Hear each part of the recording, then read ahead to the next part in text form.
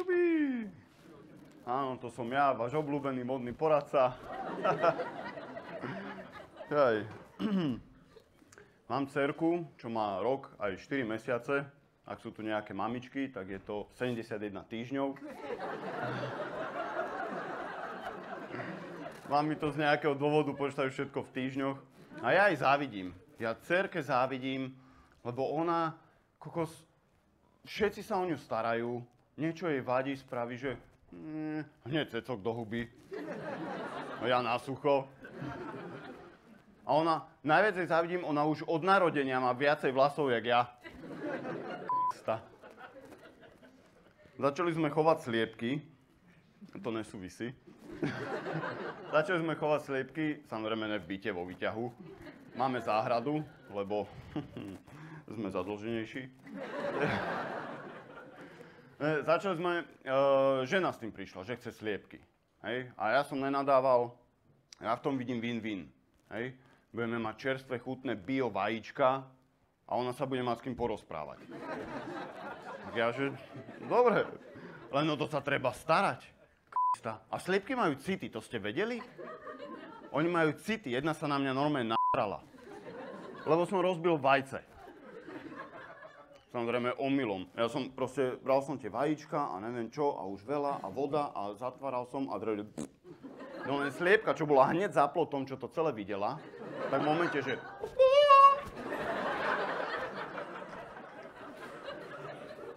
Ľudia, vtedy som si všimol, že sliepky majú obočie. Lebo sa na mňa začala mračiť. A ja som videl, že sa nasala, lebo ona, jak znášala vajce, už bola polka vonku, ona, že normálne ho vcucla naspäť, akože, na takéto účely ja ti vajce dávať nebudem.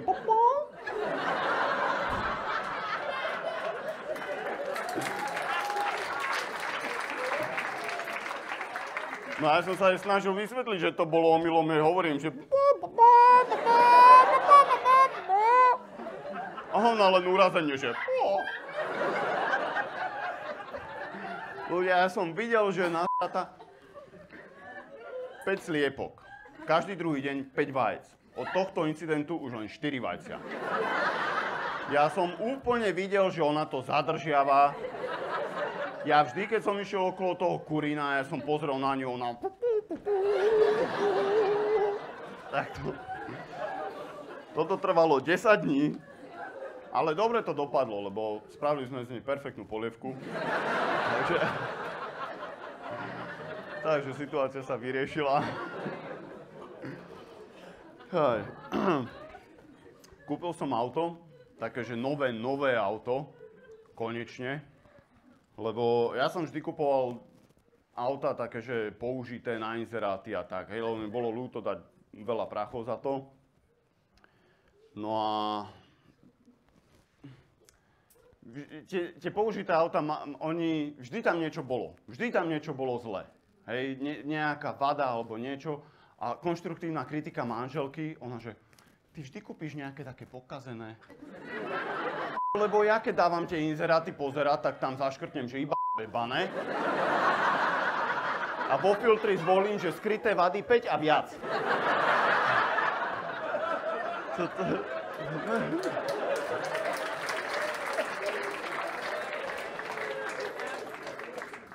Ja som nikdy nepočul dobrú správu v servise.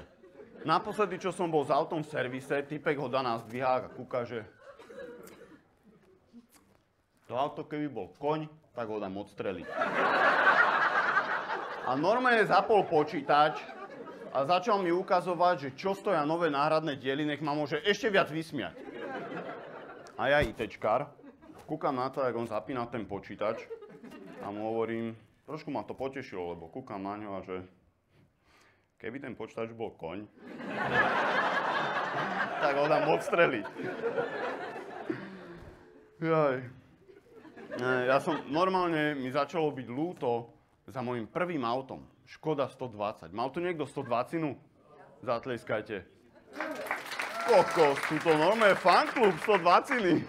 Ne, ale to je terminátor medzi autami, či ľudia. To je fakt, ty nemusíš riešiť servis. na 120. To má toľko výhod, ty neriešiš servis, náhradné diely nájdeš v lese. Mne sa bala spojka, ja som ho opravil 3 gaštami. OK? Utrol som radiacu páku, lebo som myslel, že tam je Peťka. Ja som tam pripáskoval konár. A to fungovalo. Náhradné koleso, rezerva? To som mal, že kus pňa. Ja som do 120 na náhradné diely investoval dokopy celkovo, že pol stromu.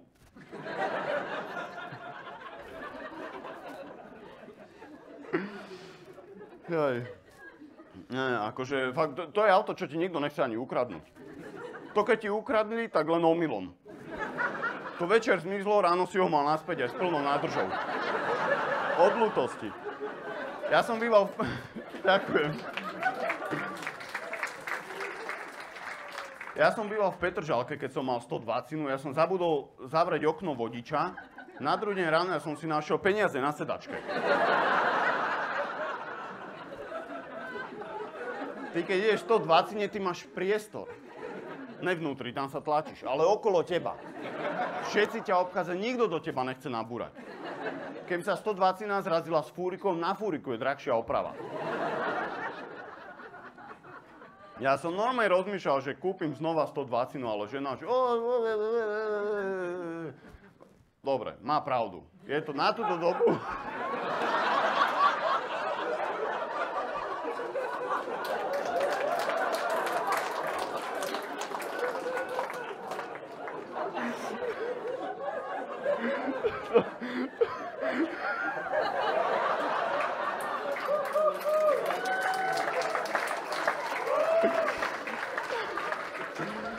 Toto vyznelo strašne.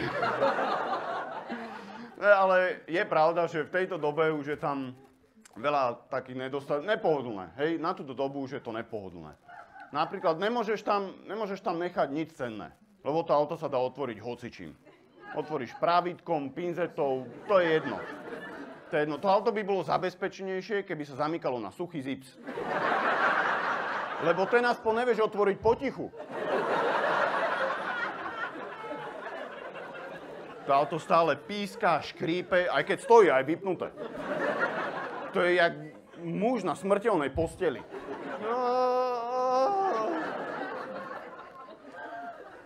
Tam není, že ovládací panel. Tam není také, tam je, že panel želaní. Ty môžeš tam naťukať, že čo si želáš, ale to neznamená, že sa ti to splní. Som viezol kamoša v januári, on že, kamo, zima tu je za kur.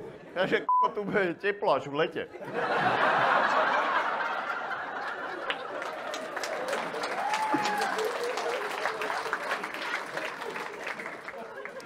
Bol som zo 120 v Ole v zbernom dvore odniesť nejaký elektroodpad a nejaké proste veci.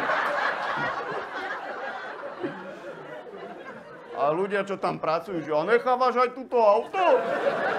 Ukážem, že nie, ak ma roztlačíte.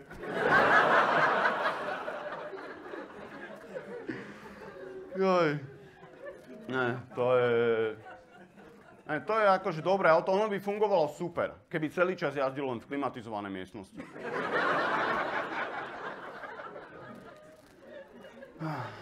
Nepustili ma do autoumývarky, lebo predtým, čo tam bola 120, vraj prúd vody odtrhol dvere. Raz som si povedal, že vykotlím tomu, ne? Dal som plyn na podlahu, úplne túrujem, zrazu blikne na mňa, že 55 spomal. A ja, že... Ty lichotnica. Vy keď vidíte niekde, že maximál 60, to nie je, že obmedzenie. Pre 120 to je výzva.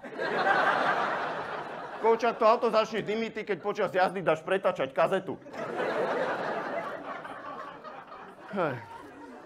Ale čo sa nikdy nezmení, tak je bordel v aute.